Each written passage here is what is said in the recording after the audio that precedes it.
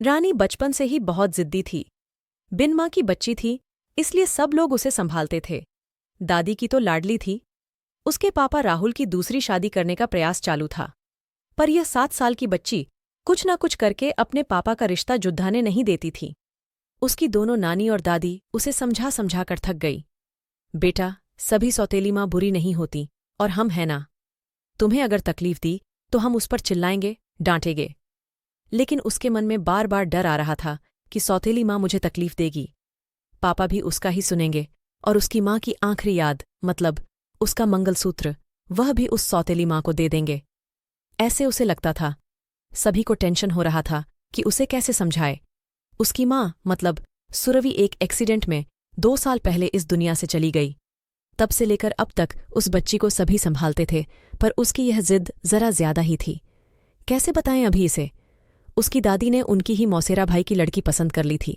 उसकी भी शादी होकर तलाक हो गया था, और उसे एक लड़का भी था। पर यह बच्ची सुनने को तैयार ही नहीं थी। वह लड़का है, मतलब उससे ही सब प्यार करेंगे, मुझसे नहीं। ऐसा मन में वहम बिठाए वो इस शादी को नहीं होने देगी, ऐसी जिद पकड़कर बैठी थी।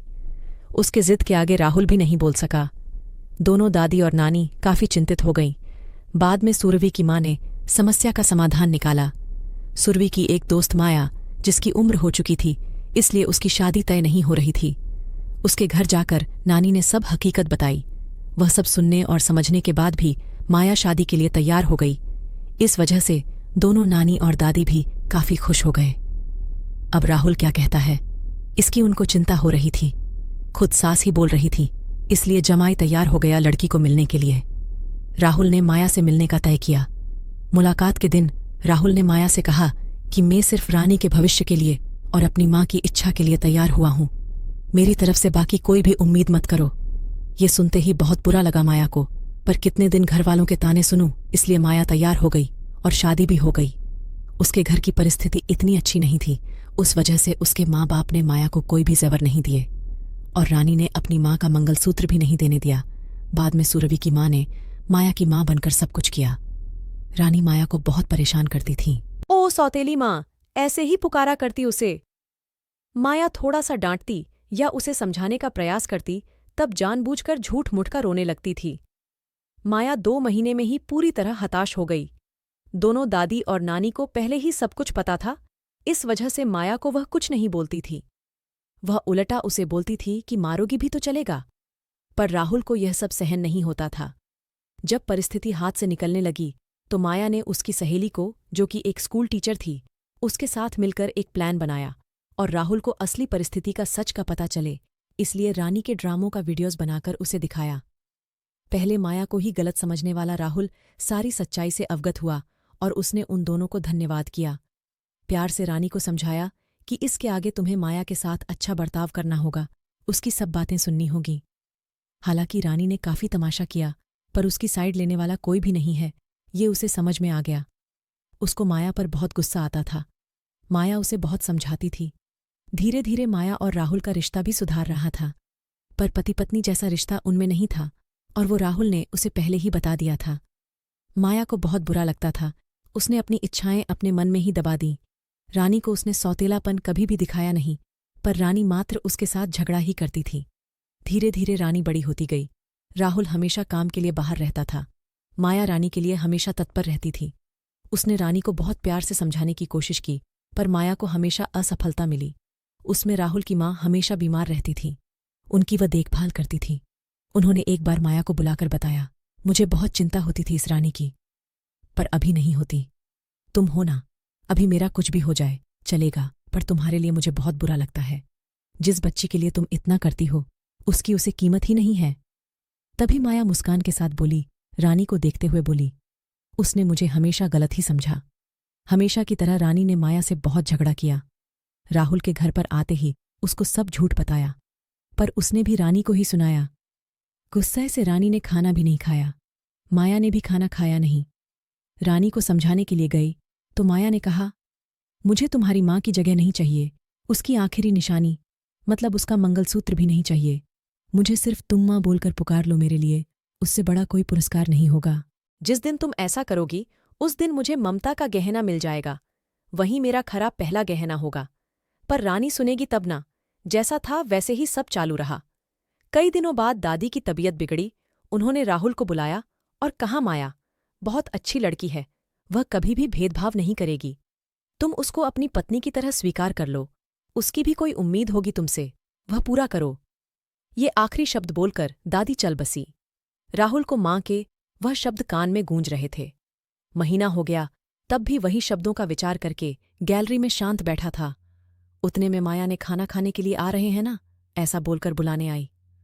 राहुल का सब्र का बांध टूट गया। वह माया के गोद में सिर रखकर बहुत रोने लगा।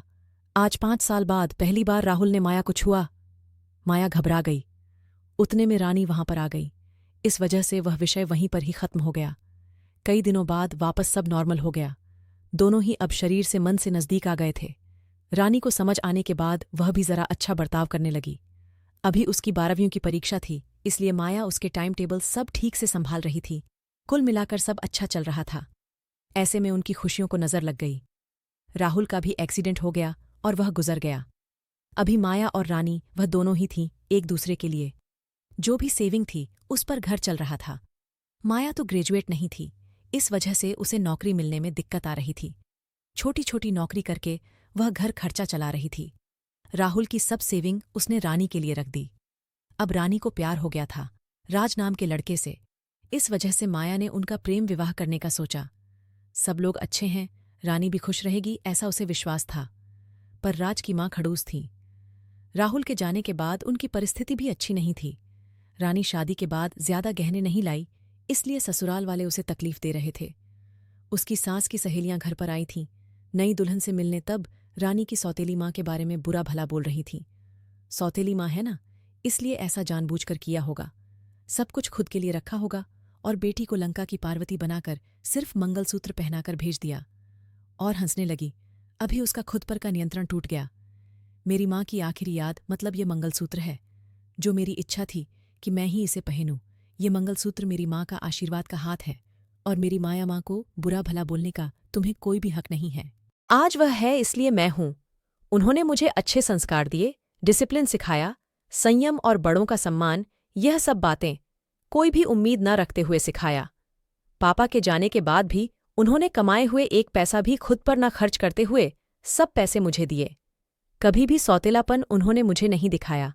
मेरे लिए उन्होंने खुद का बच्चा तक नहीं होने दिया, पर मुझ पागल को कभी यह समझ में नहीं आया। उन्होंने मुझे सिर्फ और सिर्फ प्यार किया। मुझसे उन्हें एक ही चीज़ चाहिए थी, जो मैं कभी नहीं दे पाई। एला सब औरतें एकदम सोच में पड़ गईं कि आखिर वह कौन सा चीज़ चाहिए थी। उन्होंने रानी से पूछा, उन्हें क्या चाहिए था? सच में बहुत महंगा गहना होगा, इसीलिए तो उसने इतना एडजस्ट किया होगा। बातचीत हो रही थी, तब वहां माया आई और औरतें खूसुर फुसुर करते हुए हंसने लगी। माया मन में डर गई। रानी ने ऐसा क्या किया होगा? ऐसा क्या किया जो यह सब औरतें उसे देख रही हैं? तभी रानी ने माया को गले लगाकर प्यार से माँ बुलाया। दोनों माँ बेटी सब भूलकर एक दूसरे की बाहों में गुम हो गई। औरतें जब जाना फूसी कर रही थीं कि तभी रानी बोली, आप सबको वह गहना देखना था ना? यही माँ बुलाकर ममता का गहना उसे चाहिए था। माया को तो रोना आ रहा था। दोनों राहुल और दादी के फोटो के सामने खड़े रहकर उनको हाथ जोड़ ढाकर खड्डे थे। रानी ने उनसे माफ़ी मांगी और माँ को कभी खुद से कभी दूर नहीं करूंगा ये ऐसा वचन दिया।